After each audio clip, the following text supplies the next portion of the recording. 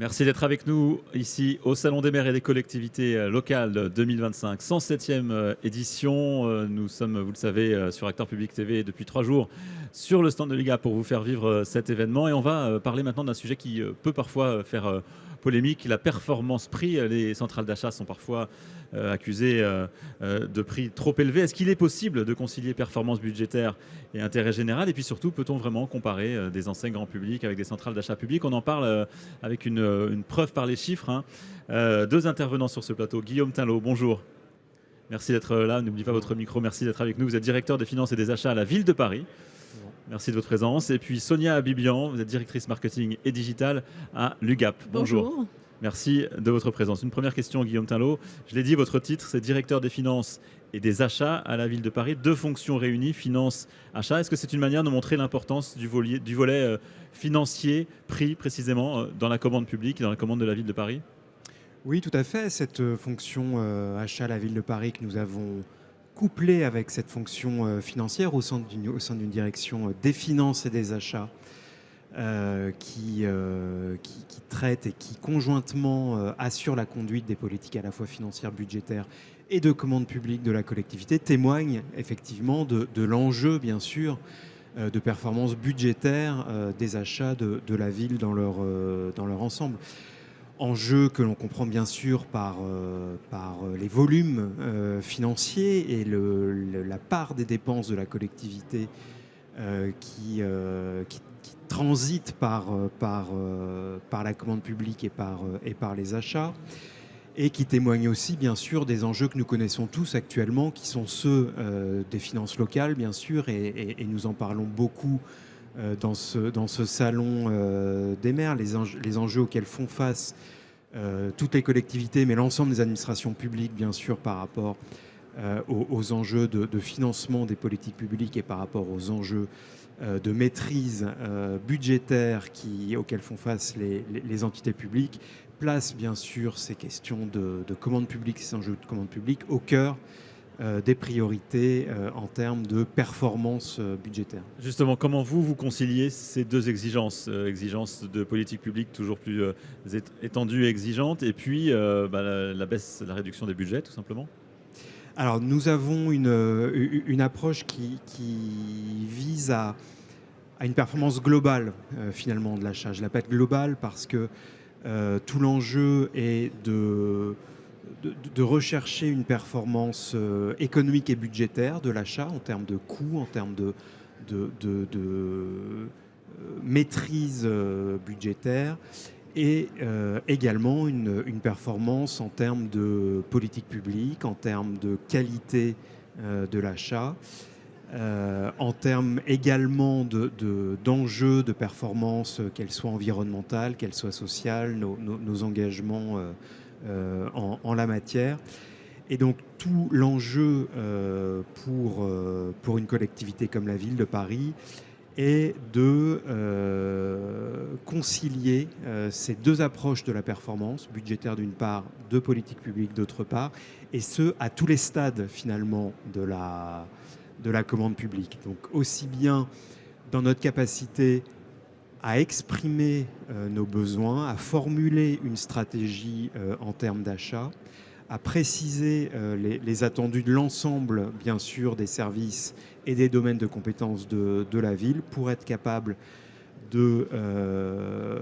d'apporter et d'avoir cette appréciation sur la performance budgétaire et l'optimalité économique de l'achat, tout en tenant compte, bien sûr, et tout en étant très au clair sur l'identification de nos priorités en termes de métier, en termes de qualité, en termes de nature de l'achat. Et je pense que cette conciliation à tous les stades de la commande publique et des processus de commande publique est essentielle pour parvenir à cette performance globale de l'achat. Une des réponses qu'a apporté la ville de Paris il y a 10 ans, c'est une structuration, une professionnalisation de la fonction achat. Vous avez unifié la commande publique, ça c'était donc il y a 10 ans. Est-ce que vous avez vu une différence en matière de performance? Oui, une histoire de la fonction achat au sein de la collectivité parisienne qui, comme vous l'évoquez, il y a maintenant 10 ans que cette fonction s'est unifiée au sein de cette direction des finances et des achats. Les enjeux étaient multiples, des enjeux de mise en cohérence de notre politique propre d'une collectivité en termes de commandes publiques, jusqu'à très récemment la mise en place d'un schéma de l'achat responsable, un SPASER, etc. Donc cette intégration de la fonction achat permet aussi de déployer ces instruments de politique publique propres de commandes publiques, c'est une chose. Mais des enjeux bien évidemment aussi de mutualisation. Je pense par exemple à des commandes de restauration qui peuvent concerner aussi bien les écoles que des établissements de la petite enfance ou des établissements en charge de l'action sociale ou de prise en charge du vieillissement. On voit bien les enjeux de mutualisation dans ces fonctions d'achat qui peuvent se faire par l'intégration en termes d'organisation de cette fonction achat. Un intérêt bien sûr en termes d'économie d'échelle, bien sûr en termes de formalisation et de sécurisation des procédures de commande publique. C'est un enjeu important qui a aussi guidé beaucoup notre action et l'intégration de cette fonction à la ville. Et puis des enjeux aussi d'échelle, de volume qui ont un intérêt en termes de performance budgétaire de l'achat. Donc tout cela nous a effectivement conduit à intégrer cette fonction de commande publique au sein de la ville de Paris. Alors Sonia Vibian, je vois qu'on évoque cette question de la performance prix. On entend dire souvent que ça coûte moins cher d'acheter en grande distribution privée plutôt qu'auprès d'une centrale d'achat publique. Quelle est votre réponse à ça ? Alors, c'est faux. C'est faux. Je vais vous donner quelques éléments.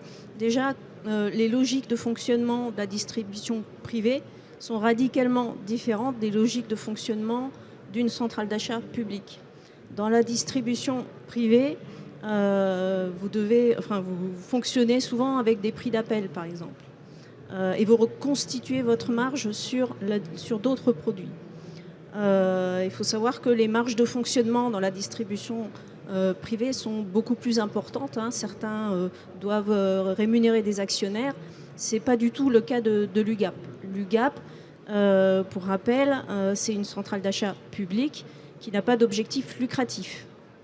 Donc elle fonctionne sans aide et sans subvention. Elle doit juste s'autofinancer. Tant et si bien que la marge globale que prend l'UGAP est extrêmement faible par rapport à des grands de la distribution privée. Donc la distribution privée, par exemple, font des prix d'appel, reconstituent leur marge. Leur prix évolue en fonction de l'offre et de la demande. Ce n'est pas du tout les pratiques d'une centrale d'achat comme l'UGAP, qui va plutôt avoir une politique de bas prix dans la durée. Par ailleurs, quand on compare des produits dans la distribution privée, il faut regarder ce qu'il y a derrière les apparences, j'ai envie de dire.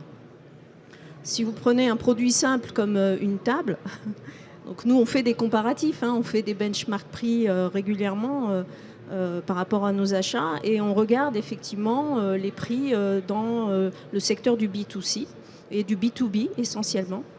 Et on se rend compte que la table à l'UGAP va avoir une épaisseur de plateau de 10 mm là où le plateau va être à 2 mm, que la garantie elle est de 10 ans chez nous, elle est de 2 ans sur d'autres enseignes, que les piétements sont en acier, voilà, et tout est comme ça. Les piétements sont en acier au lieu d'aluminium. Donc en fait, nous, on a des critères de durabilité dans nos appels d'offres.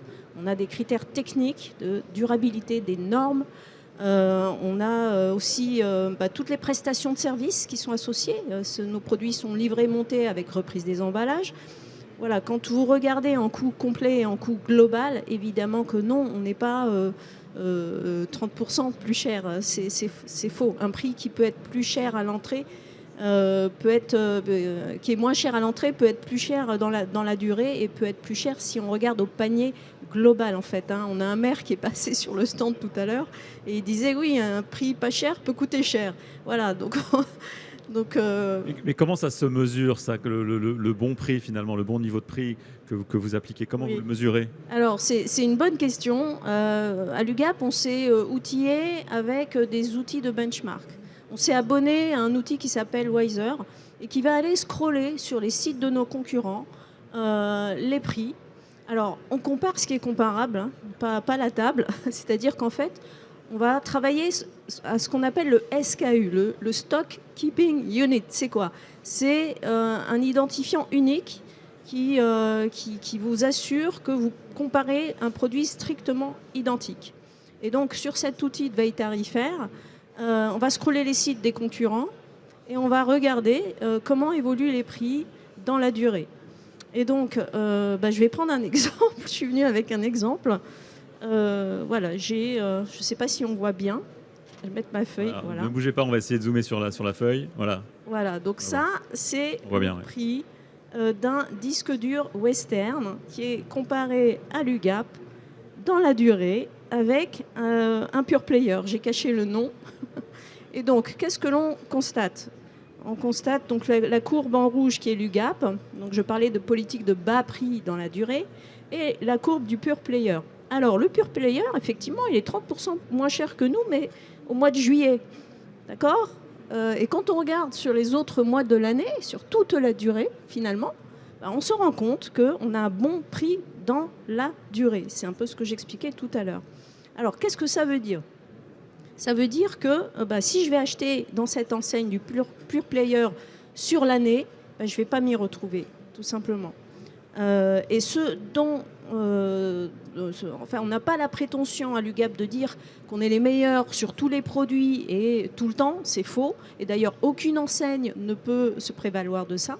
En revanche, ce dont on peut se revendiquer clairement et de manière assurée, c'est que l'UGAP a de bons prix dans la durée globalement et des prix justes, c'est-à-dire des prix qui répondent aussi à des critères environnementaux, sociaux, économiques. Hein, pour vous donner quelques chiffres, l'UGAP, c'est 99% des marchés qui ont un critère environnemental. 70% de nos marchés ont un critère social.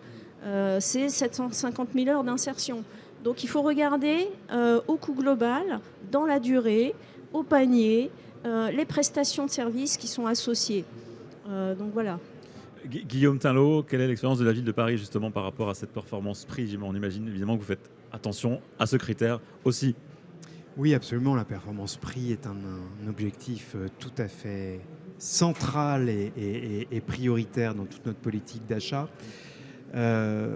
Sonia Bibian évoquait la prévisibilité et la stabilité. C'est effectivement aussi un enjeu très important pour nos administrations de nous donner de la visibilité dans la durée de cette performance prix. C'est un point extrêmement important pour l'ensemble des services. Quand on construit des budgets, des engagements, notamment sur plusieurs années, ce besoin de stabilité, de visibilité, de continuité, y compris sur la performance prix, elle est un principe extrêmement important. Et c'est souvent aussi un risque, parfois une difficulté dans l'achat, de ne pas pouvoir avoir cette visibilité. Donc ça me paraît effectivement un point important et je vous rejoins tout à fait sur le fait que cette performance prix, elle se mesure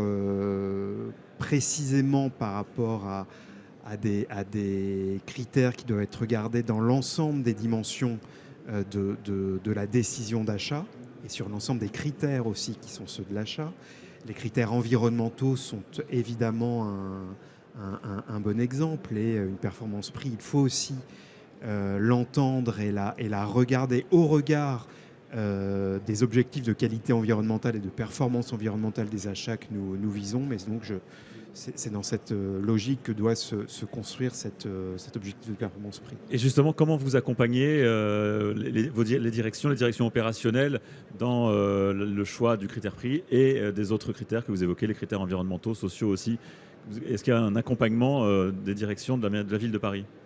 Oui, un accompagnement qui se fait très en amont de la procédure de passation en tant que telle. on travaille beaucoup sur la construction et l'identification des besoins au regard des besoins de politique publique, au regard des besoins de production du service public. On s'appuie aussi beaucoup sur l'expérience des marchés passés. C'est un point sur lequel j'insiste toujours beaucoup auprès de l'ensemble des services et des directions métiers. C'est prenons aussi l'expérience, regardons le suivi, faisons le bilan de nos politiques passées, de nos achats passés pour apprendre et pour acheter mieux quelque part.